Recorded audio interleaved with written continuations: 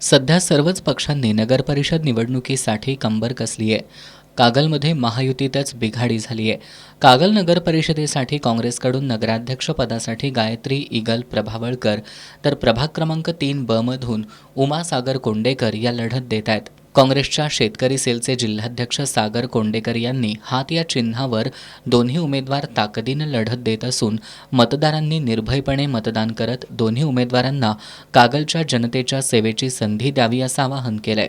प्रभाग 3 मधून सौ उमासागर कोंडेकर या देखील प्रभावीपणे प्रचारामध्ये आहेत. लोकांचा चांगला प्रतिसाद आहे. लोकांच्यावर दबाव आहे, पण मी या निमित्तानं आवाहन करतोय की कुठल्याही दबावाला बळी न पडता ही दडपशाही मोडून काढण्यासाठीच आपल्याला उद्याच्या 2 तारखेला हात चिन्हासमोर बटन दाबून या उमेदवारांना निवडून द्या.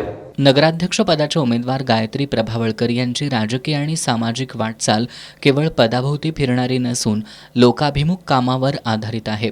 त्यांचे पती चित्रगुप्त उर्फ इगल प्रभावळकर हे कायमच पुरोगामी विचारांच्या भूमिकेतून समाजकार्य करतात. इगल प्रभावळकर यांनी मंडलिक साखर कारखान्याच्या संचालक पदाचा राजीनामा देत पुरोगामी विचार जपणाऱ्या काँग्रेस पक्षामध्ये प्रवेश केला. त्यांचा हा निर्णय राजकीय प्रामाणिकता, पारदर्शकता आणि जनतेशी असलेल्या बांधिलकीचं एक दुर्मिळ उदाहरण म्हणावं लागेल. त्यांच्या पत्नी गायत्री प्रभावळकर या काँग्रेसकडून नगराध्यक्षपदाची निवडणूक लढवत आहेत.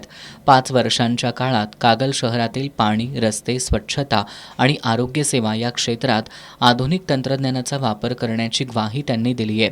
त्यांनी महिलांसाठी स्वतंत्र उपक्रम राबवण्यासह युवकांसाठी रोजगाराभिमुख प्रकल्प राबवत ज्येष्ठांसाठी सुविधा देणं हे मुख्य लक्ष्य असल्याचं सांगितलं.